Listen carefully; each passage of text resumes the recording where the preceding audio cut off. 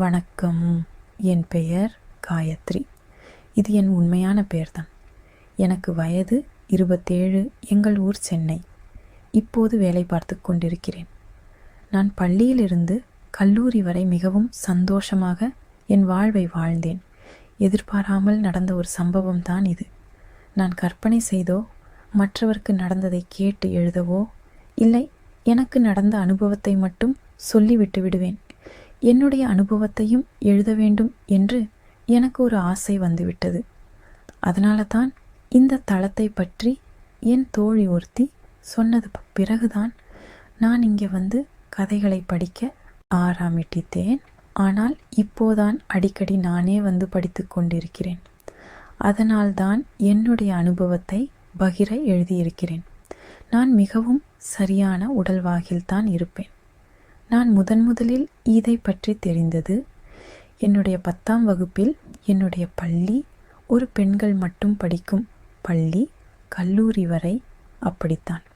Exam சமயத்தில் வீடு அருகில் இருந்தாலும் ஹாஸ்டலில் தங்கித்தான் படிக்கச் சொல்லுவார்கள். அப்போது ஹாஸ்டலில் தங்கி படித்து கொண்டிருந்த போது தான் எப்படியெல்லாம் இருப்பார்கள் என்று நேரில் பார்த்தேன்.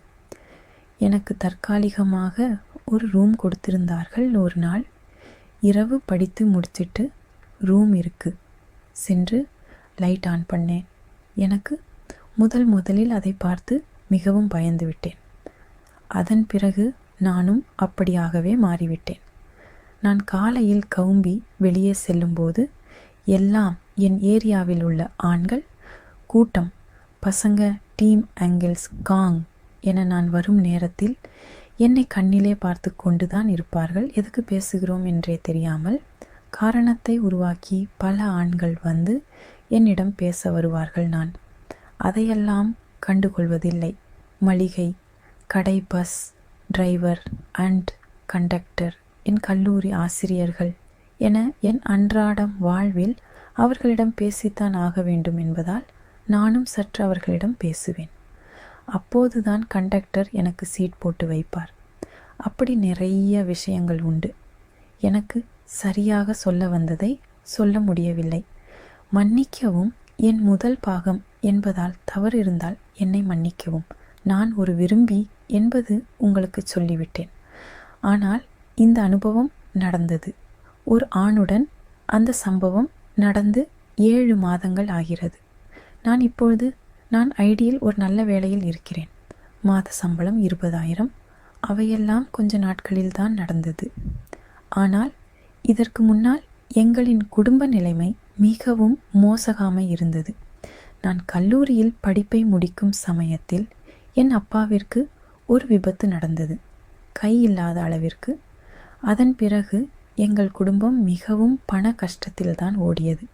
எங்கள் அப்பா ஒரு எலக்ட்ரிஷியன், அம்மா ஹவுஸ் ஒய்ஃப். நான் ஒரே பொண்ணு தான். நானும் கல்லூரி முடித்து 1 மாதம் வீட்டில் இருந்தேன். அப்பாவிற்கு உதவி செய்து கொண்டு வீட்டு வேலையும் செய்து கொண்டிருந்தேன். நான் படித்த வேலைக்காக அப்ளை செய்து வைத்தேன். ஆனால் அப்போது அங்கு வேலை இல்லை.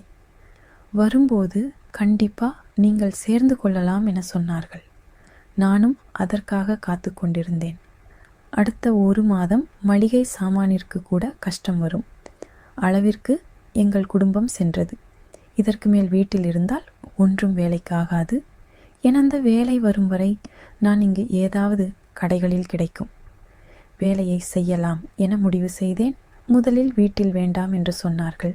பிறகு அவர்களே நிலைமையை யோசித்து, சரி போ, ஆனால் பத்திரமாக போயிட்டு வா என சொல்லி சம்மதம் கூறினார்கள். நானும் என் தோழிகளிடம் சொல்லி ஏதாவது வேலை இருந்தால் சொல்லுங்க என்று சொல்லி வைத்திருந்தேன். 2 நாளில் என் தோழி ஒருத்தி ஒரு பார்னிச்சர் கடையில் ஆள் கேட்கிறார்கள். நீ போறியா என்றாள். எனக்கும் ஓகே என்று தான் தோன்றியது. நாளைக்கு போய் பார்க்கலாம் என்று கூறினாள். இருவரும் அடுத்த நாள் கிளம்பி போனோம். அது கரூரில் ஒரு பெரிய பார்னிச்சர் கடை. சோஃபா, கட்டில், மெத்தை எண் அனைத்தும் விலை உயர்ந்த ஒன்றுதான். நாங்கள் போன நேரத்தில் அங்கு மேனேஜர் இல்லை. அங்கே இருந்தவர்கள் இடம் கேட்கையில் வந்து விடுவார் என கூறினார்கள். கொஞ்ச நேரத்தில் அவர் வந்தார். நான் அப்போதுதான் அவரை முதலில் பார்த்தேன். அப்போது தெரியாது, அவரோடுதான் என்னுடைய முதல் சம்பவம் நடக்கும் என்று. அவரின் பெயர் கவின் குமார். திருமணமானவர். வயது ஒரு 35 இருக்கும். இருவரும் போய் வேலை வேண்டும் என்பதை பற்றி கூறினோம். அவரும் இங்கு ஒரு ஆள்தான் தேவை என்றார். என் தோழி, நீயே இங்கேரு, எனக்கு இன்னொருவர் சொல்லியிருக்கேன் என்றாள். அவரும் என்னை பற்றி நன்கு விசாரித்து அங்கே என்ன வேலை, எவ்வளவு சம்பளம், வேலை நேரம் என்ன அனைத்தையும் சொல்லி கொண்டிருந்தார். சரி, நான் முதலாளியிடம் பேசிவிட்டு உங்களுக்கு சொல்கிறேன் என்றார். உங்கள் நம்பர் சொல்லுங்க என்றார். நானும் அனைத்தையும் சொல்லி அங்கு இருந்து வந்துவிட்டேன்.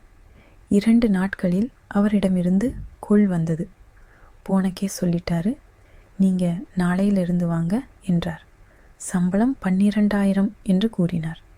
எனக்கு அப்போது அது மிகவும் பெரிய விஷயமாக இருந்தது.